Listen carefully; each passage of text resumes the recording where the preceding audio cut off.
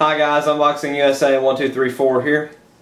Doing a quick video on The Old Man and the Sea. This is just a book summary, and we're going to be taking a look at some of the key points in it. This was a book by Ernest Hemingway. It was copyright 1952. And we see in the beginning that we have a pair of protagonists. These are the only two people that are of great importance throughout the entire novel. The two people are Santiago and the old man. The old man, we never really actually hear what his name is. Santiago is the boy, however. The old man is just a simple living poor fisherman, as well as the boy. The boy is a little more well off than he is, though. The old man sleeps on a bed of newspapers in a tiny shack in a little fishing village on the edge of the ocean.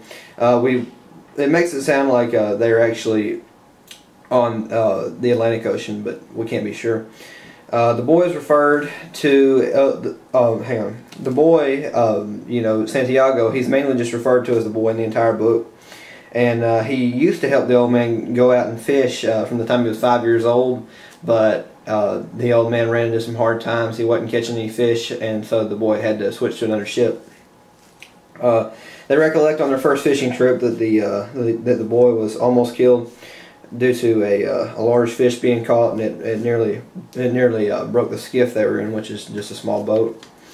We learn a little later that the old man and the boy go through a certain routine every night, and the boy tells him he will get the casting net, but they've already sold the net, and you'd think that there'd be some foreshadowing on this, because they really it's really kind of different how they go about this. Like, he asks if they have anything to eat, and the old man says he has a pot of yellow rice, you know, and some fish. And they've been doing this for years apparently, but this is it's probably just a memory of what they used to do back in the day. They don't really do this anymore because there is really no food because of the hard times. The old man wakes the boy up every day and doesn't like, and the boy doesn't like it, but he knows that he must get up with the old man, so he does, and he thanks him. And they part their ways. You know, the old man gets in his skiff, the boy goes with the fancy fishing boat with the guys he's fishing with, and the old man actually goes 87 days without catching a fish. Now, he believes that his 87th day he's going to catch a big fish, and so he and the boy purchased a lottery ticket for $2.50, and and the number is 87 on the lottery ticket, and they hope to win. The old man drinks some coffee and then heads off to sea, knowing that that will be all he consumes for the day. Eats and drinks. All he has else is a little water bottle. The old man has a knife, a harpoon, and a club made from a broken oar, but we don't learn about these until much later when they're keen to the plot. The old man sets out on a different course into open water than he usually fishes close to land. He usually fishes close to land and marine vegetation. He goes to a point where the water drops off a mile deep at the depth. At that depth, he mentions the squid of the area live. He mentions that the squid of the area live there during the day. They are really down deep, and at night they come up and create a feeding frenzy with all the other fish that are coming to eat them. As mentioned earlier in the book, the old man dreams of his younger days on the beaches of Africa, where he sailed. He used to travel the world and fish when he was younger, but now he was old and frail, but he's still strong, and he mentions this a lot in the book. His main dream about the beach in Africa is seeing the lions. These lions would come out on the beach, and he considered them like the boy. You know, he loved them. They were like his family to him. He doesn't really have any family. This is actually a huge part of the plot. He mentions the lions throughout the book, and the boy knows about them as well. He puts out a few lines and puts one fairly shallow, one a little deeper, and one a little deeper than that. The old man watches the flying fish as they sail through the air, and watches a bird who seems to see something in the water. All of a sudden, he sees a tuna jump, and then another. He follows him out and eventually catches one. The fish is 10 pounds, and it will later become vital for his survival. He feels the fish bump into his line again and again, and he finally hooks it, although it was kind of troublesome. The fish is at a large depth, and it begins to pull the raft and slowly but surely drags him out pretty far. The old man believes that the fish will soon be tired, so he tries to wait it out. He begins to slightly worry after 4 hours. After several more, he begins to really worry. As night falls, he has been pulled a great distance. He stays up all that night and convinces himself to eat the tuna the next morning. And by this point, he is past seeing the light tower. You know, the big light that comes over the water from his village. He's past seeing that point, so that's why he's getting a little worried. He cuts up the tuna and eats it. Then he tries to catch the fish still on the line. He stays out there for a number of days trying to reel the fish in. He catches a dolphin fish, which is actually called a mahi-mahi. It's not a real dolphin, even though that's how he refers to the dolphins throughout the first part of the book. He eats the fish as he eats it as well as the fish. Hang on, I've lost my part here. He eats it, and pretty much he sees a lot of the flying fish in the water, and they're just jumping up all around him. And he actually eats a flying fish out of the two flying fish out of the stomach of the mahi-mahi. And then at this point, the swordfish, or the marlin, actually jumps up out of the water. He notices that it's 2 feet longer than the skiff, and he's not going to be able to load it onto it.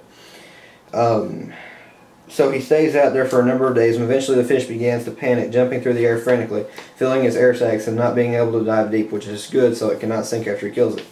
The fish begins circling the boat, and he knows his fight is about to begin.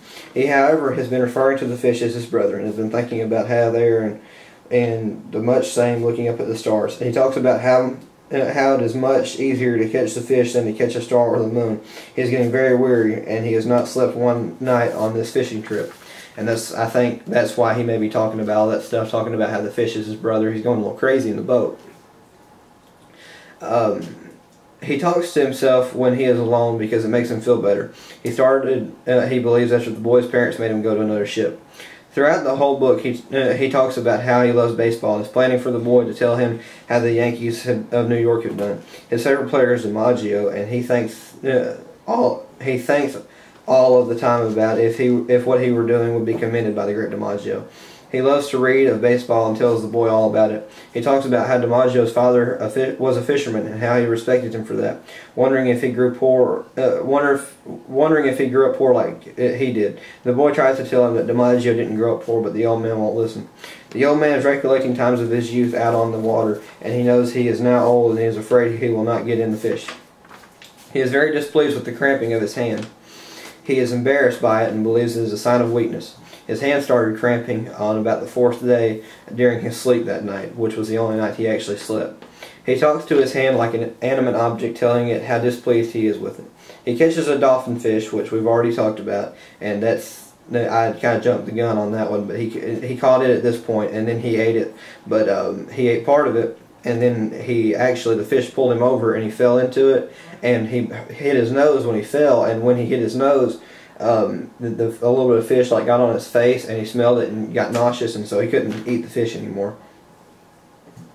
After many days of the fish pulling him many directions out into the open sea, the old man finally gets the fish. He hoists it to the side of his boat, which is called a skiff, which I've already said, and then heads in. He is happy but sad at the same time. Although he got the fish, he believes the fish is his brother and friend. He talks to it along his journey home, but a mako shark attacks the fish and bites a chunk out of the 1,500-pound monster. The old man shoots the shark with a harpoon and kills it, but takes the blade with it. He shot it in the back of the neck and hit its brain. That's where he always tries to shoot sharks. Later, a pair of sharks came up and attacked the fish. He killed the one on top, and had to rock his boat to get the one on the bottom to come out, which he then killed. He was sure he'd lost half of his fish by this time, and he could not bear to look at it any longer.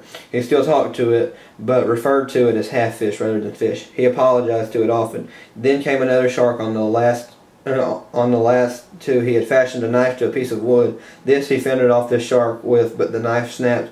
The shark took more of the fish. Next, as he was coming in, 2 sharks attacked. He fended them off with a club, and they ran off. They ran off. He did not kill them. Later, as he began to see the light of the harbor in the night, a pack of sharks attacked the fish, leaving nothing behind but the bones and the intact head. The old man was saddened by this, and he said they finally beat him, and he was an old man. He pulled into the harbor and barely made it up the rocks to the shack. He fell asleep after drinking from a fresh water bottle face down. Then the boy came in and woke him up. He was very upset and crying, seeing the old man's injuries. He ran and got him food and drink and followed the old man's wishes by giving away the head to one of his friends. At the end of the book, a woman mistakes the bones of the fish for a shark. We learn that his fish is a record, and then the book ends. It ends rather abruptly, and it's a really good read. It only took me, about, I think, a day and a half to read it, and I wasn't even going at it that hard. So thanks for watching, and I hope you enjoyed this book review. I'm sorry that I was, I typed some of this wrong. I couldn't do this whole one off of memory like I did my last book review, because that one was 8 pages long. This one was like 100. So thanks for watching, and I'll have some more required reading material books in the future.